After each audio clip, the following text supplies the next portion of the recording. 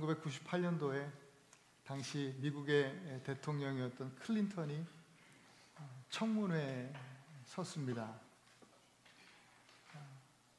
백악관 인턴이었던 모니카 루인스키와의 스캔들 사건으로 청문회가 있었던 것이죠.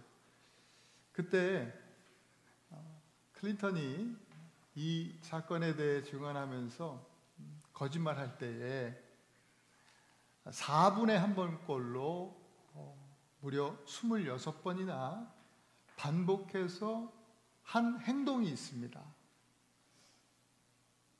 어떤 행동이었을까요? 네? 혹시 아시는 분 계세요? 네, 정답입니다. 선물은 하나님께 받으시기를. 코를 이렇게 만졌다 그래요. 코를 이렇게 무의식 중에 코를 만지는 거예요. 여러분, 신기하게 사람은요, 거짓말을 할 때 우리 몸에서 이 카테콜라민이라고 하는 신경 호르몬이 분비가 된답니다. 그래서 우리 안에 있는 코 속의 이 조직 세포가 조금씩 부풀어 오르기 시작하고, 그때 사람들은 무의식적으로 코에 이렇게 코를 만지게 된다라고 하는 거예요.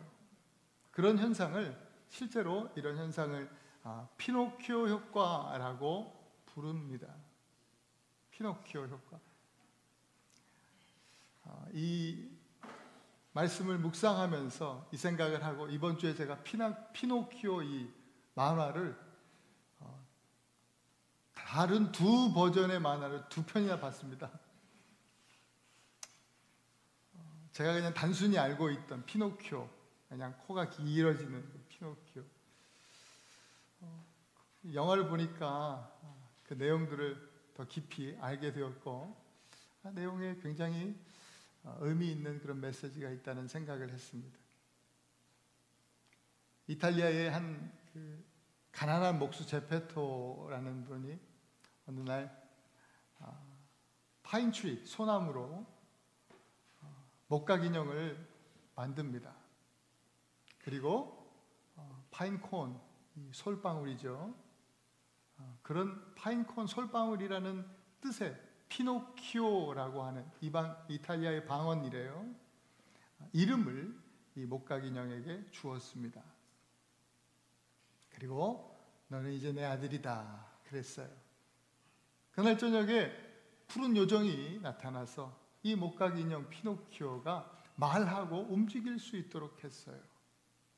그러면서 네가 진짜 사람이 되려면 정말 정직하고 또 남을 위해서 희생적이고 헌신적인 삶을 살아라 라고 합니다. 그 아빠 제페토는요, 피노키오를 학교에 보내게 돼요. 똑같이 다른 아이들처럼 그렇게 잘 키우려고 학교에 보내는데, 얘가 학교에 공부하는 거를 별로 안 좋아하고 학교 가다가 땡땡이를 칩니다. 그리고 극장에 가요. 극장을 구경하러 간 게 아니라 자기가 유명해지려고, 인기를 얻으려고, 요즘 말로 하면 소위 연예계로 나간 겁니다. 공부 안 하고. 그러면서 자연스럽게 아빠에게 거짓말을 하게 되는데, 어떻게 되죠? 그 다음에 거짓말을 할 때마다 코가 점점 자라게 되는 것입니다. 코가 길어지는 만큼 아빠와의 관계는 멀어지게 됩니다.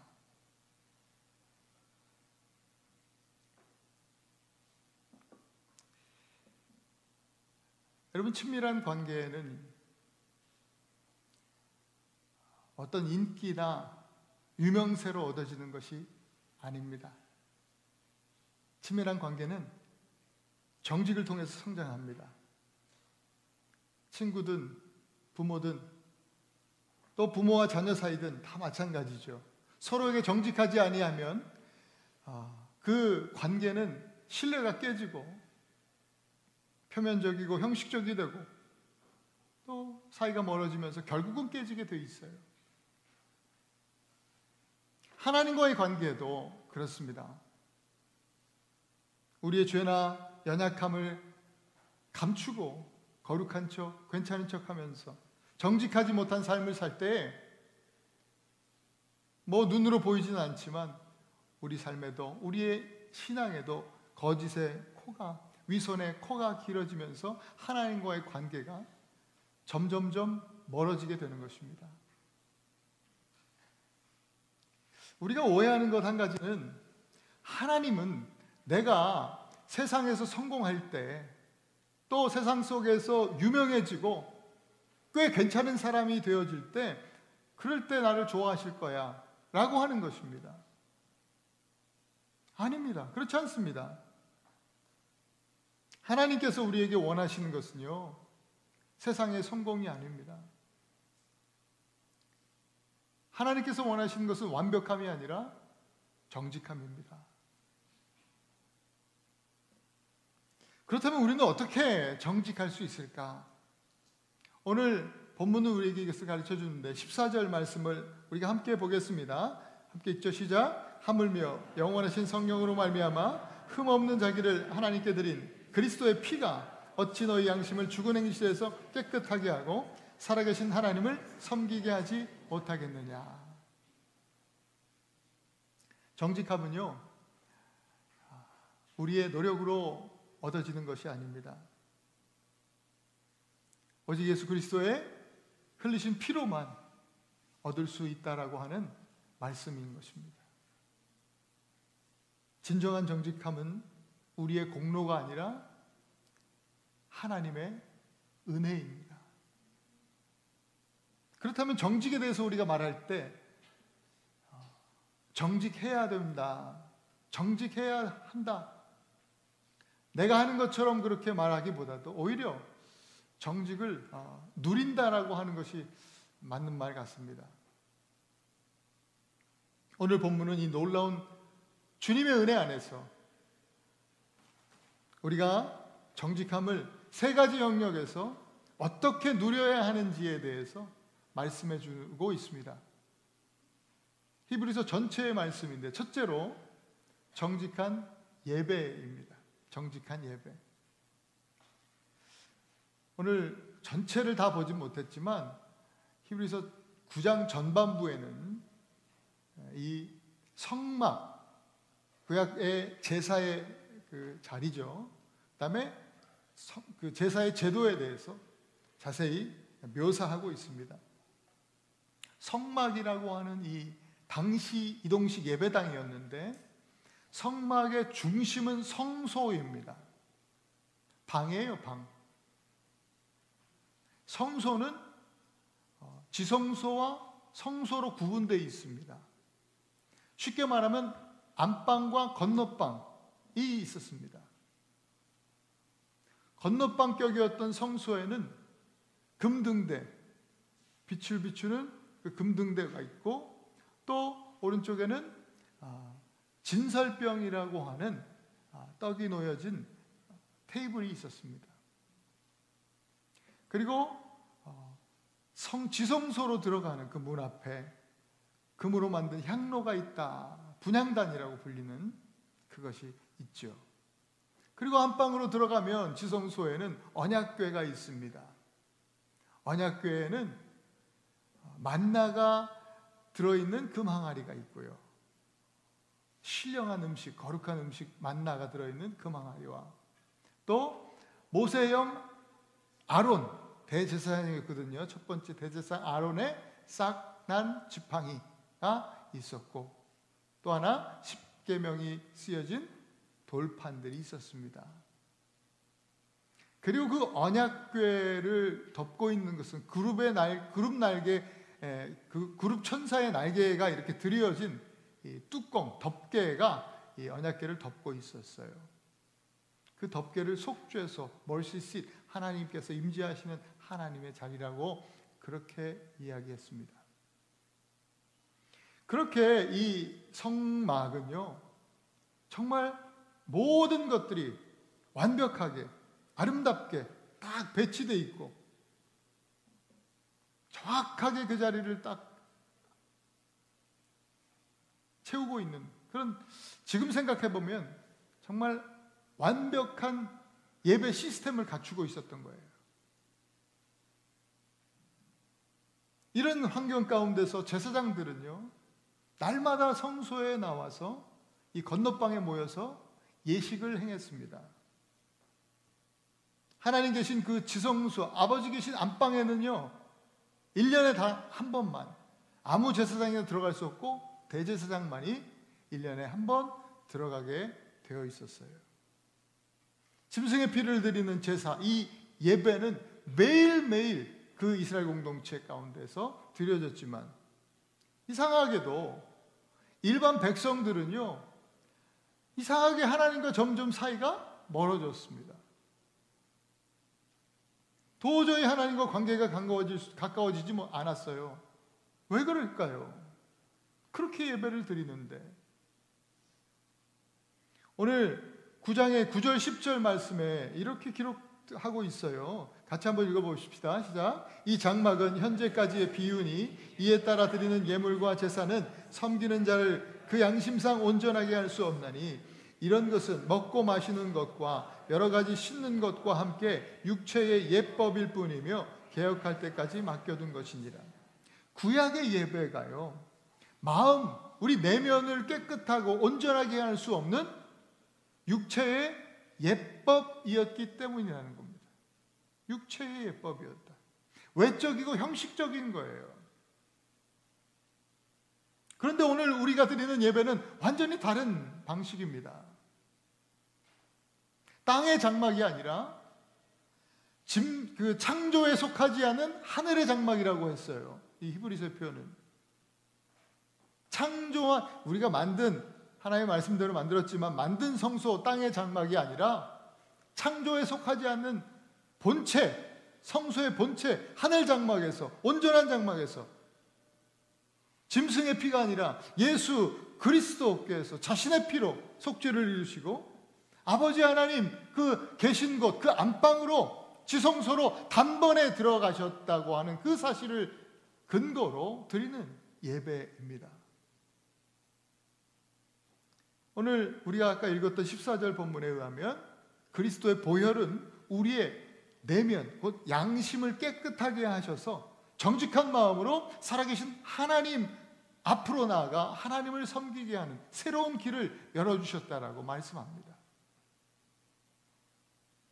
예수님께서도 그렇게 말씀하시죠. 요한복음 4장 23절에 아버지께 참으로 예배하는 자들은, 참으로 예배할 때가 오나니 하나님께 예배하는 자들은 영과 진리로 예배할지니라. 바로 그 예배할 때가 바로 지금이다. 예수님께서 말씀하셨어요. 외적인 의식과 형식이 중요했던 구약의 제사와는 달리 우리가 드리는 예배의 본질은 겉으로 보여지는 형식과 어떤 예법이 아니라 정결한 양심, 또 정직한 마음으로 신령과 진정으로 하나님께 나아가는 데 있다라고 하는 것입니다. 이스라엘 백성들은 그걸 못했어요. 하지 못했어요. 하나님도 늘 바라보면서 안타까워하십니다.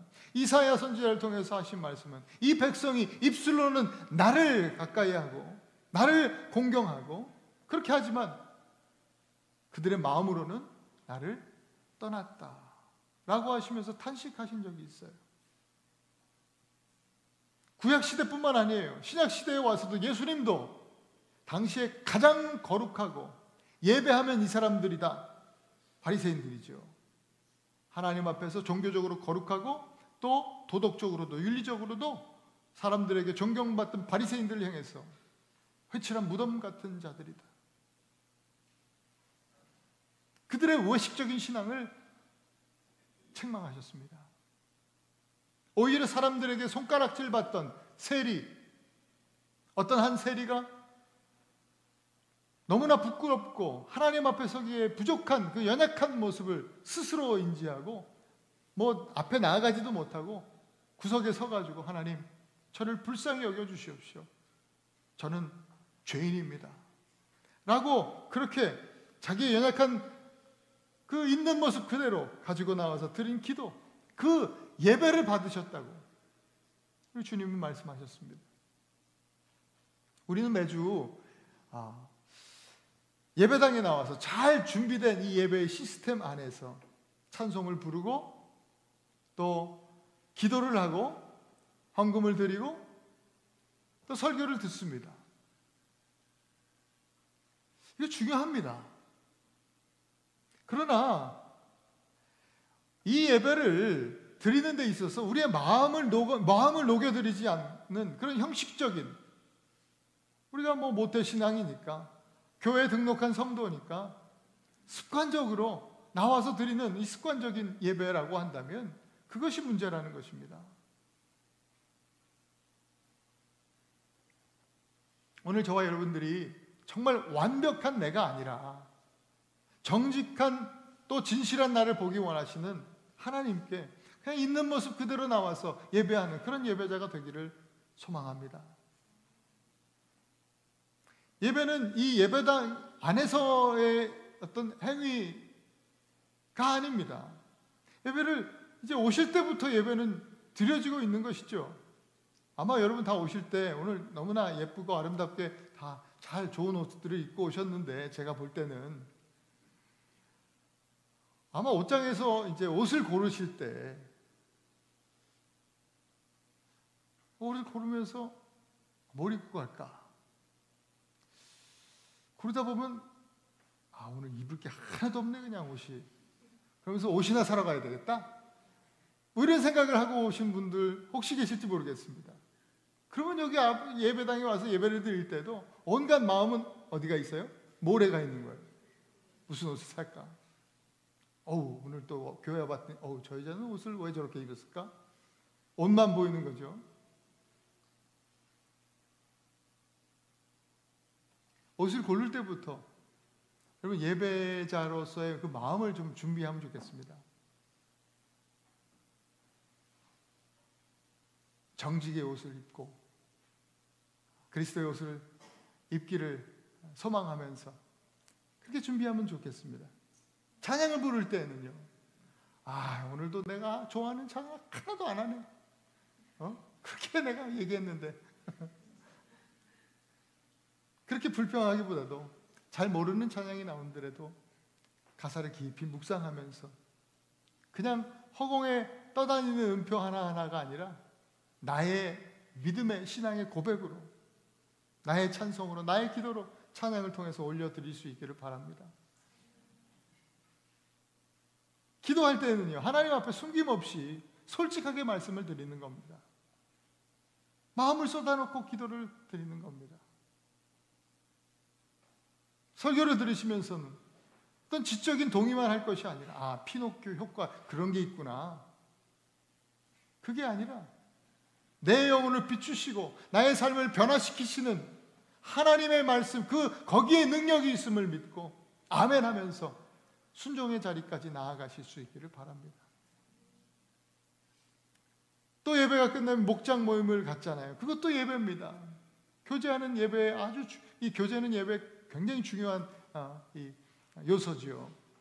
목장 모임을 통해서 정직하게 나를 오픈하고 또 오픈하는 그런 이 형제자매들의 이야기를 들으면서 서로 격려하고 위로해주는, 그리고 함께 기도해주는 그런 모임들이 하나님 기뻐하시는 예배인 줄 믿습니다. 이렇게 예수 그리스도의 보혈의 은혜로 주시는 그 깨끗한 양심 안에서 날마다 더 깊고 진실한 정직한 예배자의 축복을 누리실 수 있기를 축복합니다. 두 번째 우리가 누리는 정직은 삶에서의 정직입니다. 정직한 삶이에요. 우리 깨끗해진 양심이 가져오는 변화는요, 교회의 담을 넘어서 정직한 삶으로 이어집니다. 이 정직, 인테그리티는 이 정수, 인티저라는 말에서 왔다고 해요. 이게 어떤 것으로도 나뉘지 않는 하나의 완전한 수를 의미합니다. 그렇다면 이 정직이라고 하는 것은 어떤 것과도 분리되지 않는 삶을 말합니다. 그러니까 다시 말하면 공적인 나와 사적인 나, 교회 안에서의 나와 가정에서의 나, 또 직장에서의 나, 우리 삶에서의 나가 분리되지 않고 온전한 인격으로 하나님 앞에 서는 그런 삶입니다.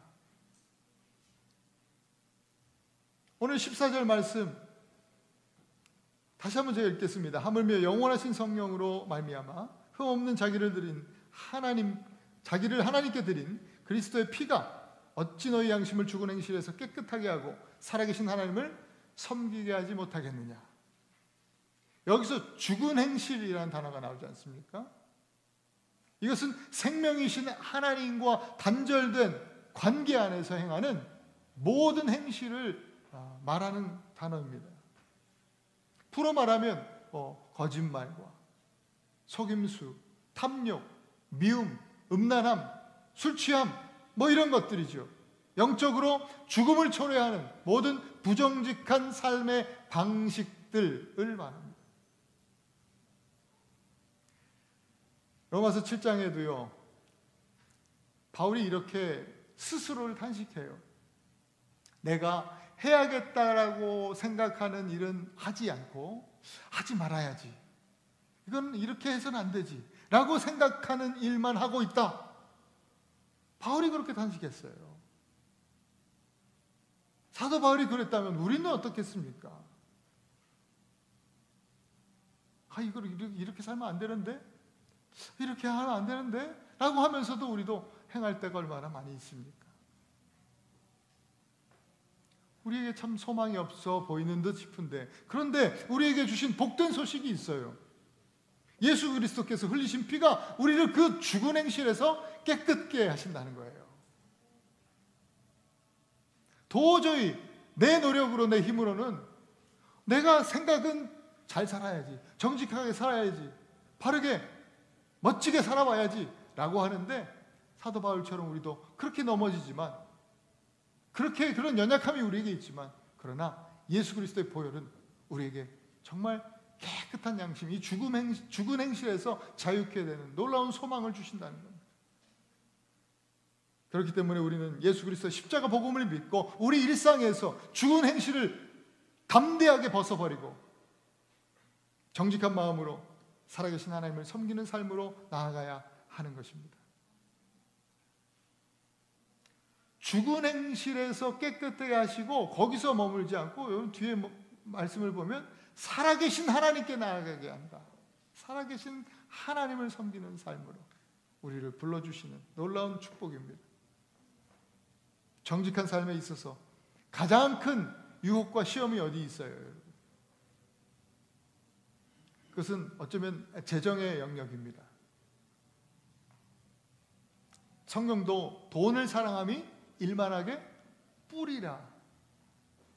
모든 악의 근원이 돈을 사랑하면서 온다. 골로새서 말씀에도 탐심은 우상 숭배다 라고 말씀하실 정도로 돈의 유혹은 강력합니다. 어떻게 돈 앞에서 정직할 수 있을까? 우리 그리스도인들에게 예수님이 그렇게 말씀합니다. 청지기 정신을 가져라.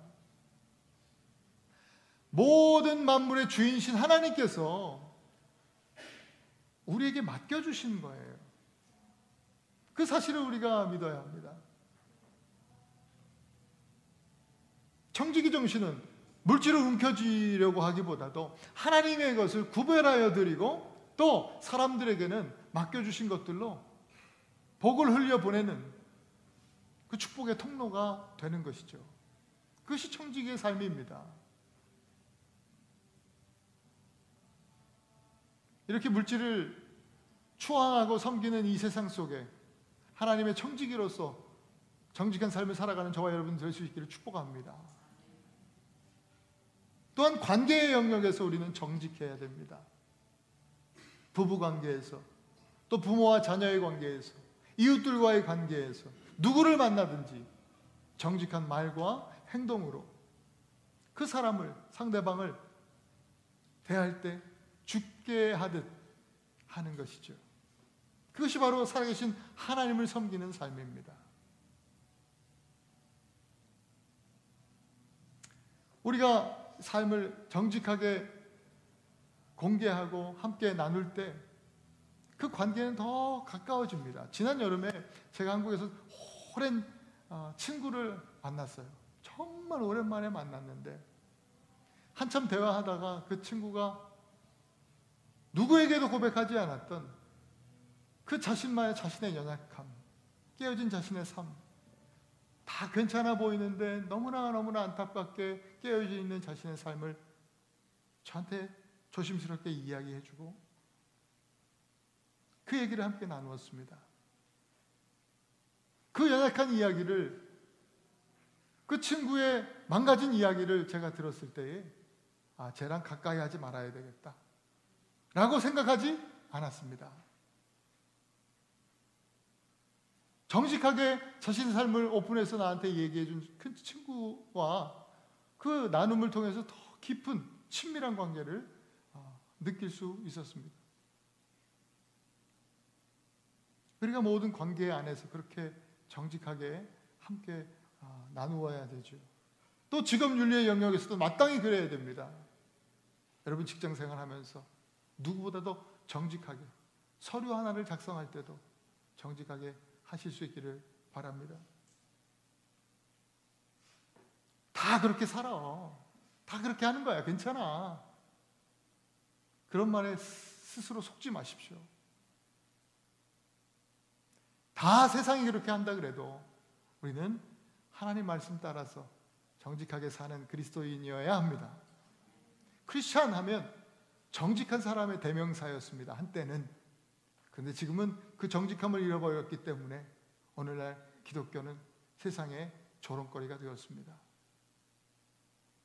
저와 여러분들의 삶에서 이 정직이 회복될 수 있기를 축복합니다. 예수 그리스도의 십자가 은혜를 받은 사람은 그 은혜에 합당한 삶을 살고자 하는 그 자발적인 마음이 생겨나요. 억지로 하는 게 아니에요. 억지로 정직해야지 해서 하는 게 아니라 믿음으로 정직이라는 성도의 복을 누리는 차원에서, 축복을 누리는 차원에서 정직하게 살아가는 겁니다. 여러분 기억하십시오.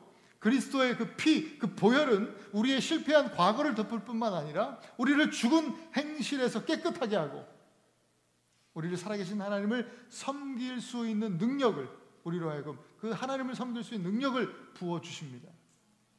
그 보혈의 능력을 의지해서 삶의 모든 영역에서 살아계신 하나님을 섬기면서 정직하게 또 하나님을 기쁘시게 하는 거룩한 자녀들로 살아가실 수 있기를 축복합니다.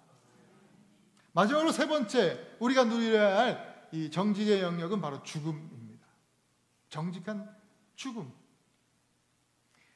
현대사회는요 죽음을 외면하는 세대입니다. 젊음을 유지하려고 애씁니다. 죽음을 부정적으로 또 불길한 일로 여기고 죽는다 얘기하면 죄송합니다. 재수없다고 생각하죠. 그죠? 그거를 또 상대방을 위협할 때 쓰기도, 욕으로 쓰기도 합니다. 죽어. 이런 표현을 쓰죠.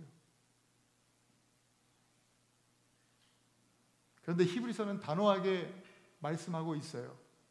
오늘 우리가 읽지는 않았지만 히브리서 9장 그 마지막 후반부에 보면 27절 이렇게 기록하고 있어요. 다시 한번 같이 한번 읽겠습니다. 시작. 한 번 죽는 것은 사람에게 정해진 것이요 그 후에는 심판이 있으리니.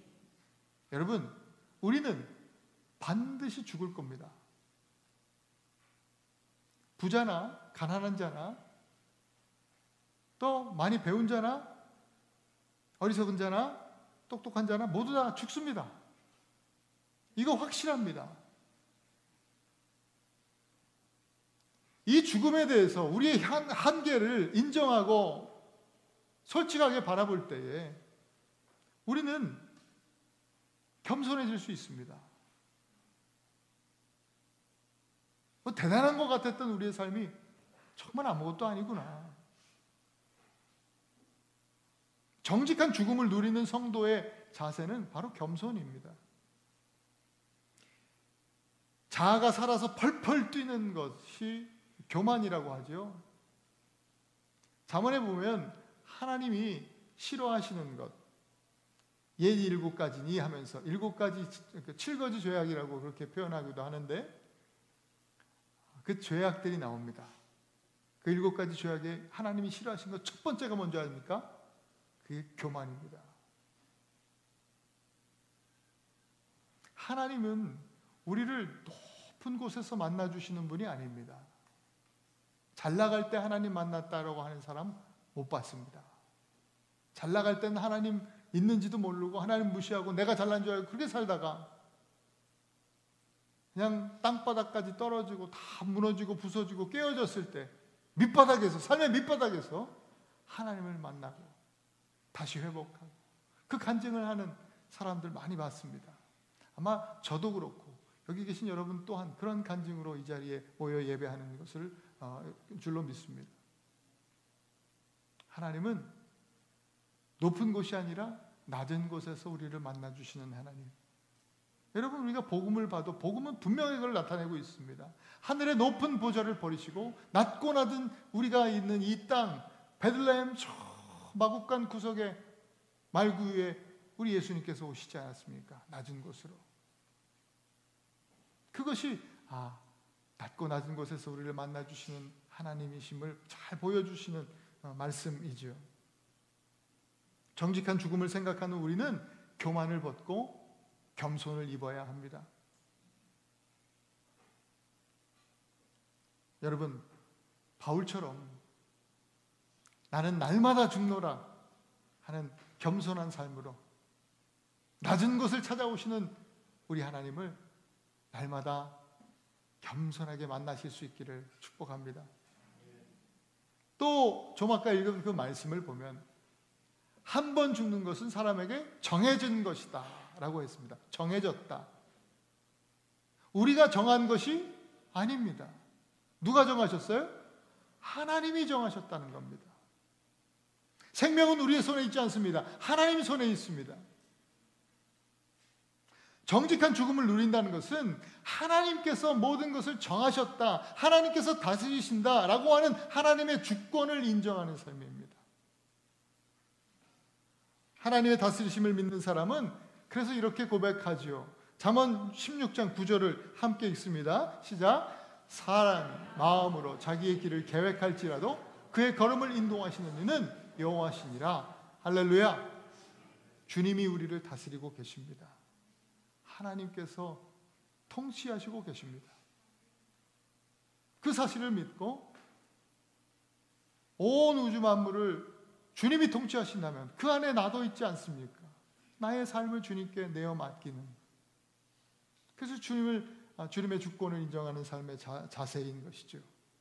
정직한 죽음에 대한 태도는 다시 한번 말하면 우리를 겸손하게 만들고 또한 하나님의 주권을 인정하게 하죠. 그리고 하나 더 있습니다. 우리 히브리서 9장 마지막 절이 28절인데요. 같이 한번 읽어볼까요? 시작. 이와 같이 그리스도도 많은 사람의 죄를 담당하시려고 단번에 들으신 바 되셨고 구원에 이르게 하기 위하여 죄와 상관없이 자기를 바라는 자들에게 두 번째 나타나시니라. 아멘. 첫 번째 나타나실 때 바로 죄로 인해 죄를 담당하시려고 구원을 위해서 예수님께서 처음 오셨다. 근데 두 번째 나타나실 때 이 재림이죠. 그때는 구원을 위해서 오시는 게 아닙니다. 심판하고 또 구원받은 자들, 죄와 상관없이 하나님을 바라는, 이미 죄는 주님께서 담당하셨으니까 죄와 상관없이 죽은 행실에서 자유케 된 하나님을 예배하는 그런 정직한 예배자들, 주님을 바라는 자들을 위해서 주님이 오신다는 겁니다. 할렐루야. 그러니까 정직한 죽음은 예수님의 재림을 소망하게 만드는 것입니다. 그 정직한 죽음을 바라보면서 우리는 더욱 겸손하게 하나님의 주권을 인정하면서 주님의 다시 오심을 바라보는 그런 굳건한 신앙으로, 어떤 것에도 흔들리지 않는 그 굳건한 신앙으로 나아가게 될 줄로 믿습니다. 사랑하는 우리 애나바 한인교회 성도 여러분,